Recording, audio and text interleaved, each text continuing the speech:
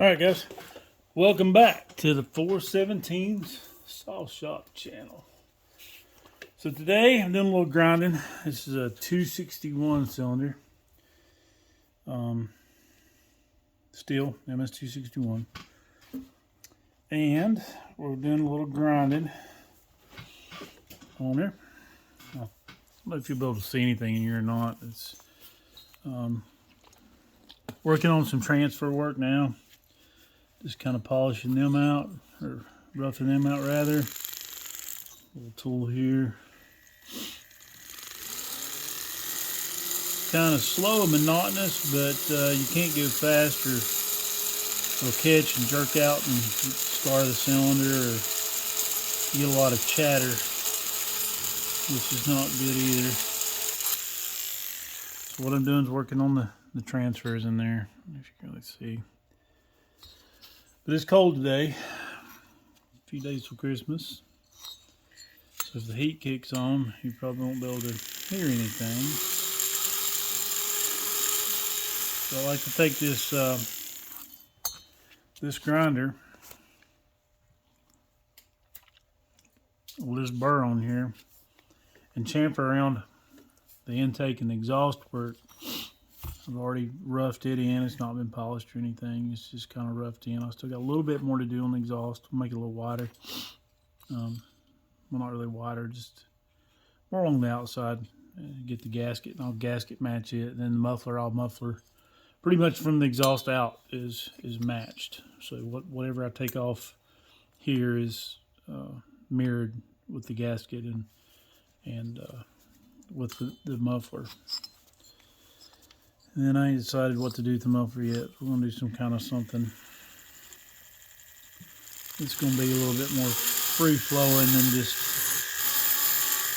like it'll be a full-out build. I was going to try to get this one done before Christmas, but I don't know if I can get it done. And I can probably get it done, but I don't know if I can go get it shipped back just because of the amount of people shipping stuff during the holiday season. And I don't want it to get torn up or left somewhere and take the chance on something happening to it. Even though I do send my stuff back insured, just in case. Not that I don't trust anybody, but I don't.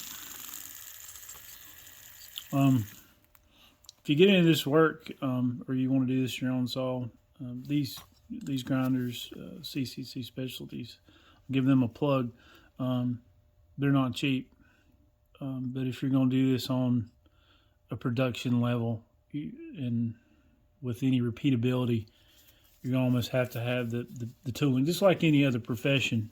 You know, if you want to do the optimal work, you want to have optimal tools to do the job.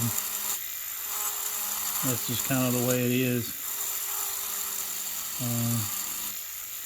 The tooling and the burrs and stuff are not cheap. You know, there again, this is you can't find this stuff on Amazon. Well, I mean, there's stuff on there, but not this level. Not to say you have to have this to do a saw, but like I said, to make a repeatability and any type of precision, which you need, you know, you need the proper tools. I guess it's just like tree cutting and logging and things like that. You can't go to Walmart and buy your ropes, you know. Just not the kind of quality you need.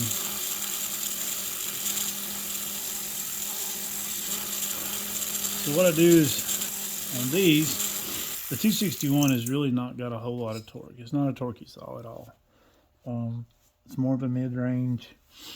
I mean, there's some screamers out there, but I mean, you know, this is a work saw. This is going to be in production, run 8, 9, 10 hours a day by some type of ground crew, individual, mostly hardwoods. So, in these smaller saws, smaller in output, you kind of got to make up lost ground from having torque and try to add a little change speed. And how you do that is manipulating air and fuel flow. Well, how you do manipulate air and fuel flow is by the intake, the exhaust, and the transfers. Whatever given volume you have inside the cylinder, whatever CC, I mean, if there's somebody smarter on this, let me know. I'll be glad to take the corrections. But that's all the given area you have. You can only put so much in there, and that's it. Unless you have some type of forced induction, some type of turbo, supercharger, / maybe nitro setup kind of situation, which is not really practical for your guy just working on a job site. So you have to make that fuel and air mix at an optimal point. Make it flow and combust, and that's how you make more power. And since these 261s are not real torque monsters, how you get a little extra out of them, I guess you could say, is chain speed. So the way I manipulate the exhaust, intake, and transfers is to capitalize on the max amount of chain speed without sacrificing torque. There's always a give and take. With 2 strokes, it's a balance. It's not like a 4-stroke. I mean, you can't. If you give it somewhere else, it's probably going to take it more often than not from another area. But there again, you're probably not going to be bucking 40-inch stumps with a 261. I don't know. I guess it can be done, but I wouldn't want to do it. So these are more mid-range saws, more lemon, small, I'd say 20-inch diameter would be a good happy spot for these type of saws, for these size saws. Not to say that and cut bigger they won't, but just optimal. I'm just throwing out my recommendation. So you want that chain speed. The chain is what cuts. The quicker and faster you can make that thing move, the better and quicker it's going to cut. The quicker it cuts, less time you got on the job. Less time you got on the job is more profit in the pocket.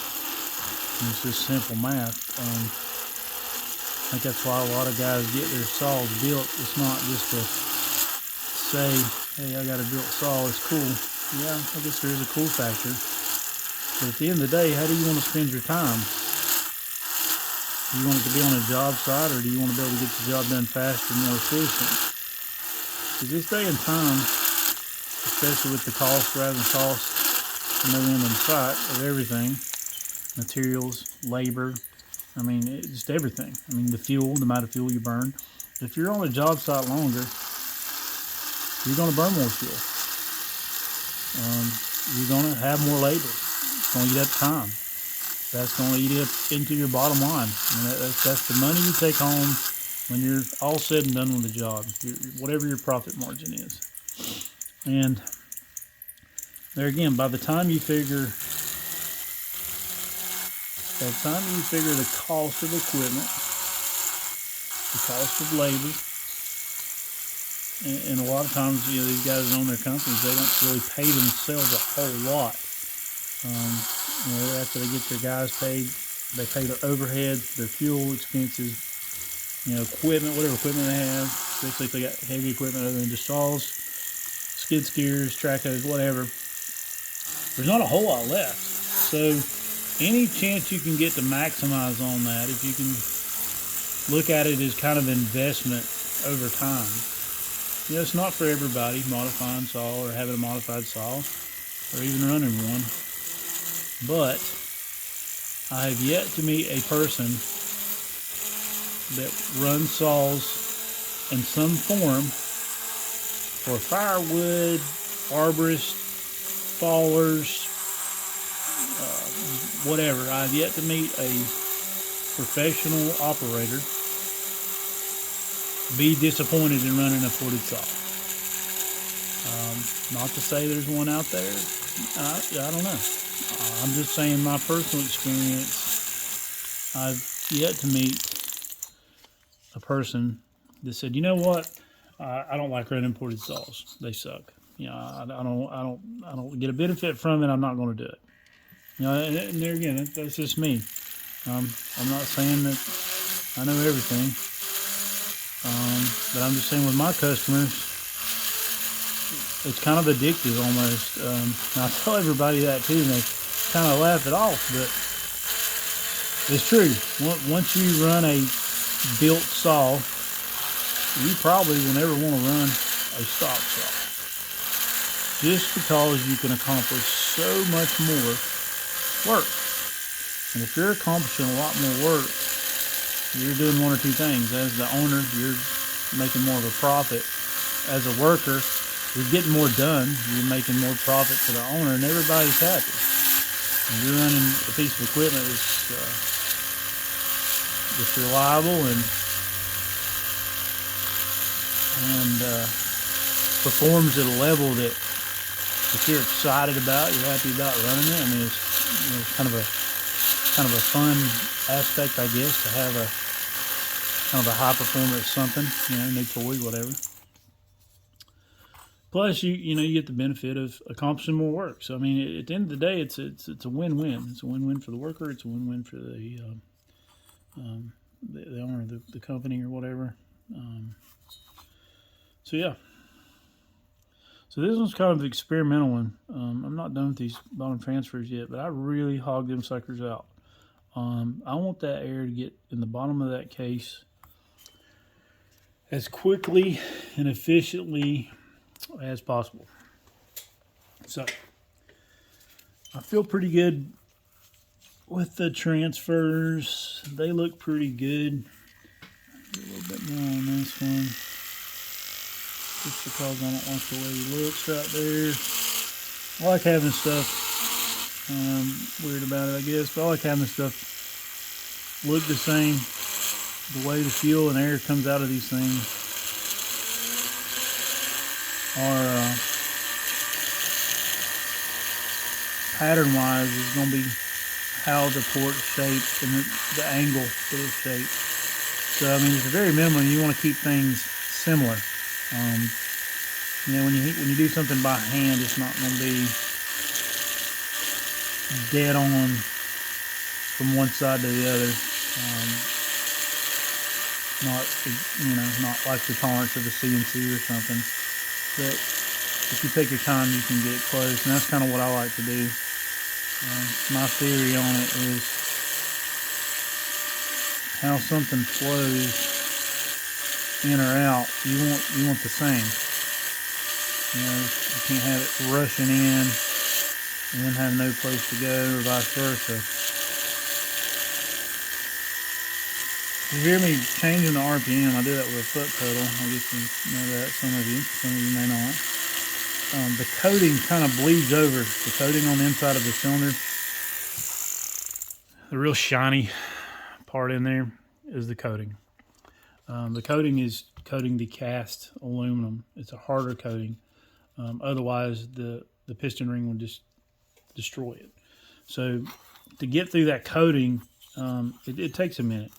It takes usually I use double cuts to go through the coating, and I'll switch up if I need to. But the coating is somewhat difficult at times to get through, because it bleeds over when they coat the cylinder. It bleeds over to the inside of these ports, and a lot of times there's like a little flashing or casting imperfections. And when we're porting these, we're removing material from the stock location, but more or less we're cleaning up the imperfections.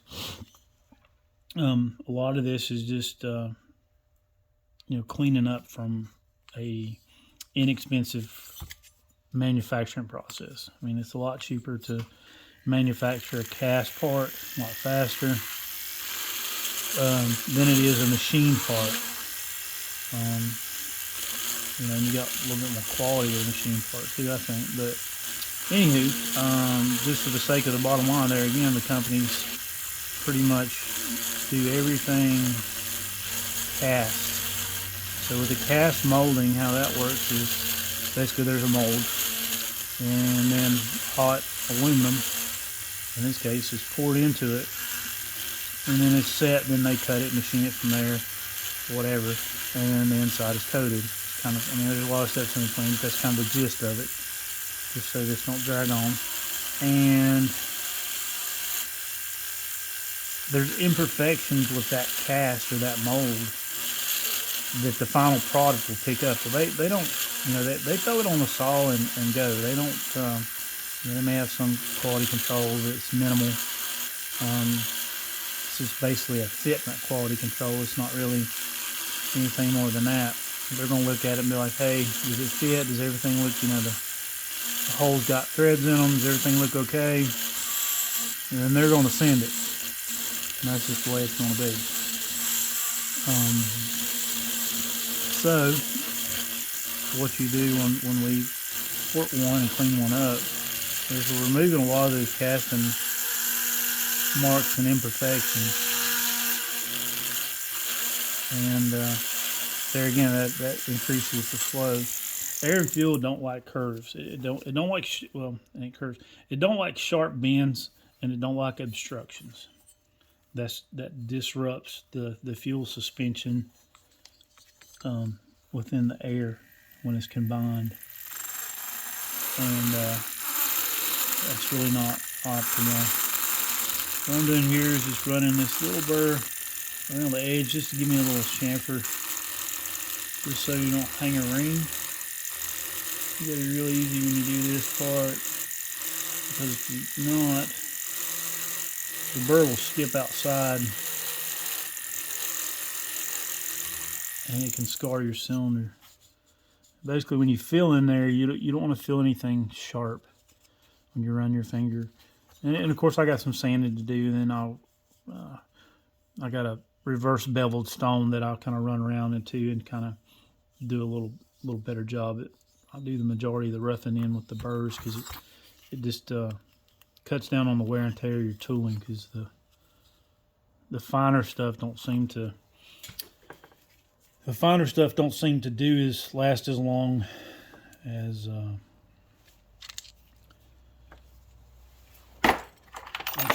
as long as the bigger stuff. You know, the not bigger stuff, but the burrs, the carbide stuff. Carbide, you know, lasts a lot longer. And we'll change up our tooling. We'll go to the Fordham straight shaft here. Change my burr. This is a double cut. I use this to get a lot of material. I've got this one they call like an aluminum hog. I think's the name of it. It's a single cut, a small one and a big one. It removes a lot of material. I mean, you can really get some stuff done with them, but you got to be really careful. If you're real close on your numbers, if you're not careful with one of those, I mean, it will blow right past your number in a second. I mean, I like to kind of sneak up on my numbers where I want it. I usually got some kind of mark in there, usually a Sharpie or something, or I'll go ahead and get it close, and then I'll just radius everything else out. So this is a spiral cut. I ordered these from Killer Carbides. I have to give him a plug too. They're awesome. They don't take a whole lot of material, but it's more of a finished burr. But I've noticed since I've been using them, I haven't had them long, I've used them on probably 3 or 4 other different saws. It's such a smooth, fine cut. It really helps with my finish work. When I'm doing my polishing, see, it takes off a fair amount of material. But when I'm doing my end polishing, there's not as much end work to do, because these things are so smooth, such a fine cut. And you'll see here in a minute after I go around like one time on the inside of this thing. And there again, I like to keep everything flat, all the surfaces equal, no ridges. You know, the back of your exhaust flat and flush. And once I go around this, I'll show you the difference. They really work well. And there again, they're not cheap either. Pretty much any kind of carbide tooling is not going to be cheap. I've got a milling machine and a lathe, and I use carbide on those also, carbide tooling. But they do such a better job. Just as far as finish, and see, there's a few little lumps here. When you use those Alumahogs, they're bad to dig out little grooves, and you're removing so much material, it leaves ridges. And I don't like ridges. I want mine completely smooth. I need to cut these down. They're a little too long for me. They come as I think they're 6 inches what they all come, and then you cut them down to fit your application. This guy, I think, does a lot for the automotive, but also do tinker some on the side with some hot rods and things. So I've ported a few car intakes and heads. So I like to keep these long, so when I do those, I'll have the reach I need. I don't know if you can see now inside there, but it leaves a really nice finish. It's really smooth, gets the ridges out, very symmetrical, and that's what I like. I don't like to look at one and see a bunch of ridges and pockets in it. That's places for carbon to hide, and we don't want no carbon hanging out in here. That's bad.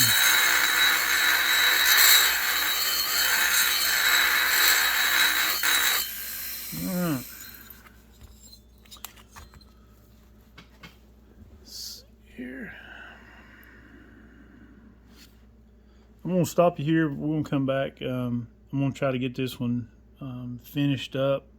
I got some more finish work to do on the bottom, the transfers, and I'm not sure if I'm going to cut the base on this one yet or not. I might just take maybe a thou off just to clean it up. I'm pretty sure I got rid of my squish, but I'll have to go back and check to make sure before I do a lot of cutting. Anyway, I'll come back with you. Thanks for stopping in.